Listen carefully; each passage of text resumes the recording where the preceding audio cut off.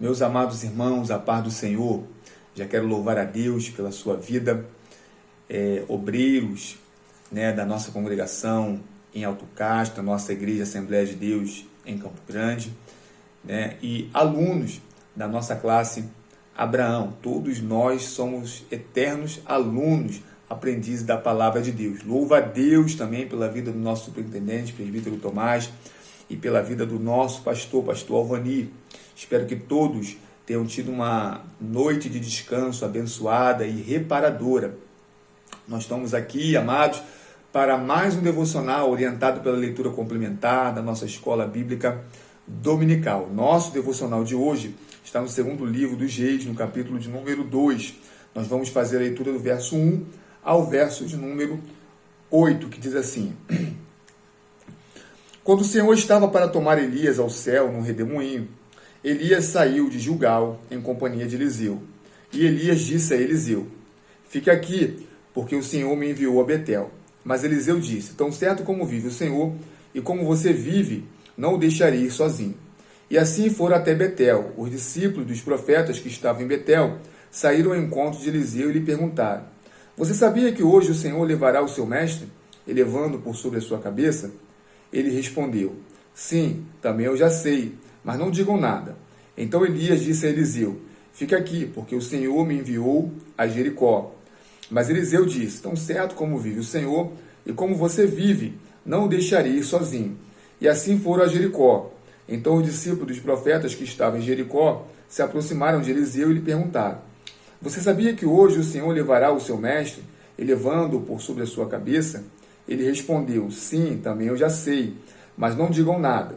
Mais uma vez Elias disse a Eliseu: Fique aqui, porque o Senhor me enviou ao Jordão. Mas Eliseu disse: Tão certo como vive o Senhor, e como você vive, não o deixarei ir sozinho. E assim os dois foram juntos. 50 homens dos discípulos dos profetas foram e ficaram a certa distância, quando ambos pararam junto ao Jordão. Então Elias pegou o seu manto, enrolou e bateu com ele nas águas. As águas se dividiram para os dois lados, e ambos passaram em seco. Aleluias!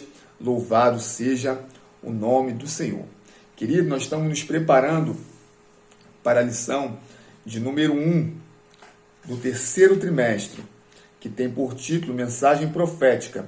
Deus continua falando. Nesse trimestre nós iremos estudar as profecias, a vida, o contexto dos 12 profetas menores.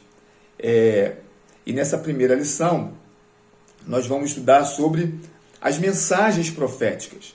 Deus continua falando hoje da mesma maneira que ele falou no passado, porque ele é o mesmo ontem, o mesmo hoje e será eternamente. Então, na primeira lição, nós vamos ver a aplicabilidade das profecias do Antigo Testamento no nosso tempo atual. Nós vamos ver que Deus, nós temos visto que Deus, ele chamou homens comuns para serem porta-vozes da sua mensagem, da sua palavra.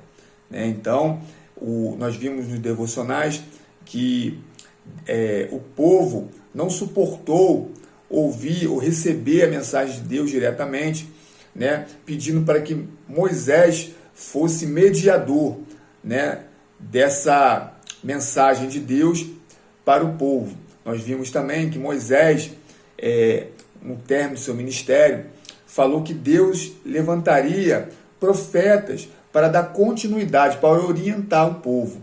A terra que o povo iria entrar, uma terra idólatra, onde aquele povo que habitava em Canaã, eles tinham a cultura de buscar os seus deuses pagãos através de modos que Deus não aprovava, magias, revelações estranhas de sonho, ocultismo, astrologia.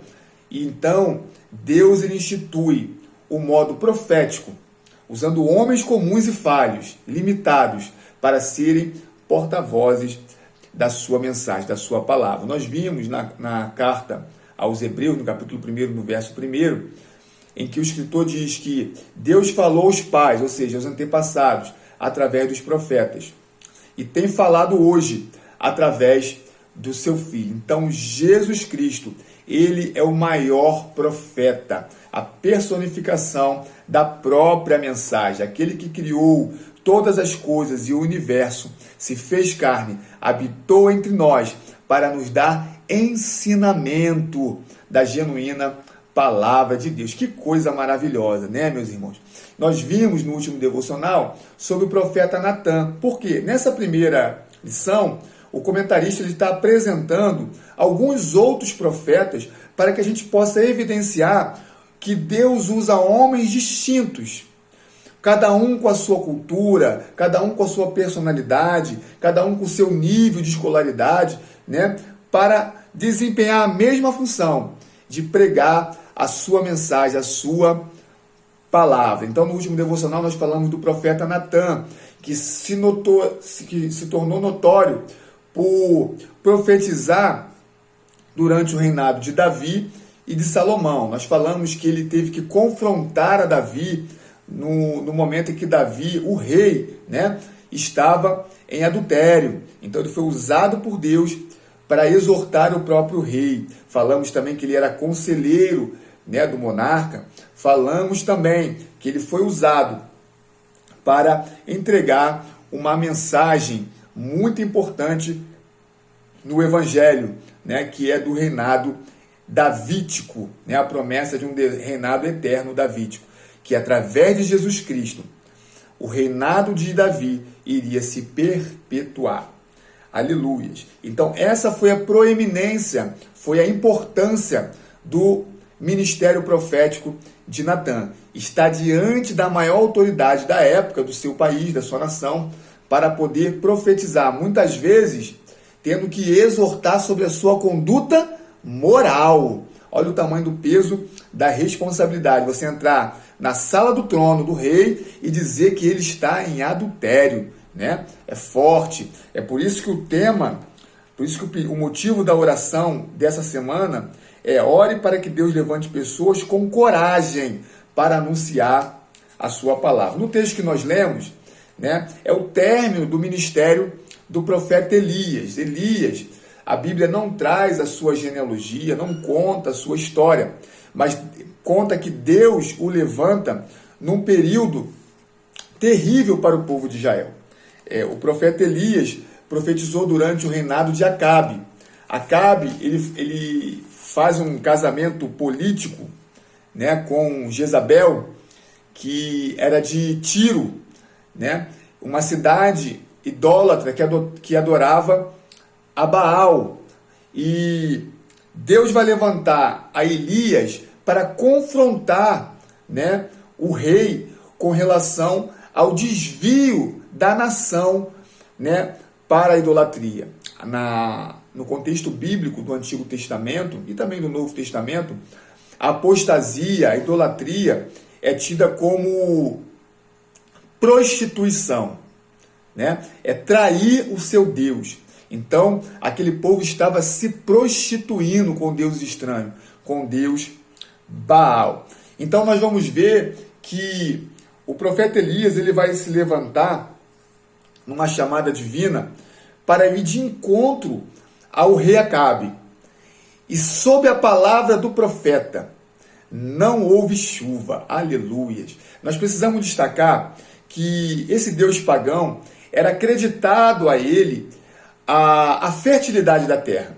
Então, os povos pagãos que adoravam a Baal acreditavam que ele era o responsável por enviar a chuva, né? E como muito bem foi ensinado pela nossa irmã Débora, né, na última vez que ela pregou no culto da sexta-feira da vitória, havia uma determinação, né, uma advertência do Senhor ao seu povo, né, que ele haveria de mandar a chuva ao seu tempo. A palavra de Deus diz que a chuva ela tinha o tempo previsto para cair sobre a terra de Israel. Nós sabemos que lá é um local muito árido e naquela época a cultura era predominantemente agrícola. Então eles precisavam daquele período de chuva para regar a terra e a terra produzir o seu fruto. Então, Deus mandava no tempo certo. E as festas do Antigo Testamento, como a festa da colheita, a festa da primícia, era uma adoração, uma gratidão a Deus, por Deus ter honrado aquele tempo, né? Mas também, se o povo não obedecesse ao Senhor e andasse atrás de outros deuses, ele cerraria os céus. Isso tudo foi ensinamento da nossa irmã Débora. Então, a palavra do profeta estava em concordância com a palavra de Deus, que Deus já havia dado através de Moisés. Então, sob a palavra do profeta, não houve chuva. Então, durante 3 anos e meio, o Senhor Jesus vai dizer que durante 3 anos e meio, eu digo o Senhor Jesus porque Jesus cita o profeta Elias no Novo Testamento, inclusive ressaltando que ele era homem sujeito às mesmas tentações que nós, mas pela fé, aleluias, louvado seja o nome do Senhor, ele profetizou, e durante 3 anos e meio não houve chuva sobre a terra. Sabe o que é isso, querido? Nós somos falhos, nós não temos mérito nenhum, mas pela fé, a graça de Deus tem vindo sobre as nossas vidas para que nós possamos pregar o seu evangelho, para que nós possamos fazer a sua obra, para que nós possamos fazer o seu nome conhecido. Louvado seja o nome do Senhor. Então, nesse contexto, Elias vai profetizar e não haverá chuva na terra. Eu destaco sobre o ministério do profeta Elias o fato de ele ter operado milagres, né? Deus usou o profeta Elias para fazer muitos milagres, né? Então, ele foi sustentado pelo corvo à beira do Querite.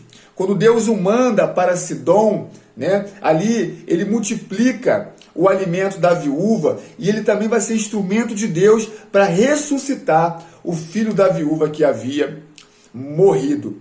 E ele vai confrontar os profetas de Baal, né? Então, no tempo determinado, ele volta e uma espécie de duelo ali, né, de embate com os profetas de Baal, para demonstrar que não há Deus como Deus de Abraão, de Isaac e de Jacó. Que coisa maravilhosa, louvado seja o nome do Senhor. No texto que nós lemos, e aqui eu vou encerrar, tem um fato que é interessante sobre o ministério de Elias.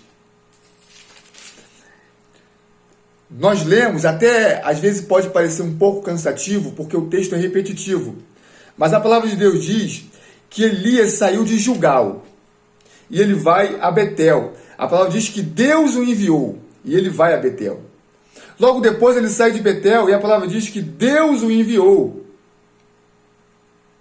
a Jericó.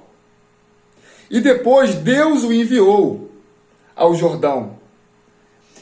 Então perceba, por tudo que nós já falamos, ele vai a Querite, ele vai a Sidom, né? Ele vai a Samaria, depois ele vai a Betel, depois ele vai a Jericó, depois ele vai, tudo sob o mando do Senhor. Então, o profeta Elias era um profeta disposto a obedecer ao chamado do Senhor. Durante todo o seu ministério, o Senhor o enviava para diversos locais distintos e ele estava sempre disposto a atender ao chamado do Senhor. Então, que assim como o profeta Elias, nós possamos ter a nossa vida controlada pelas mãos do Senhor, para fazer não o que nós desejamos, mas aquilo que agrada ao nosso Deus. Querido, que esta palavra traga alegria ao seu dia, traga vida ao seu dia, fortalecimento à sua fé. Talvez você não esteja entendendo o que Deus está fazendo na sua vida, mas assim como Elias era homem sujeito às tentações e às provações, mas pela fé ele creu no Senhor e atendeu ao seu chamado, que nós também possamos, mesmo sem entender, obedecer ao chamado do Senhor. Que Deus te abençoe, te dê uma quarta-feira de bênção e de vitória no nome de Jesus. Fique com Deus.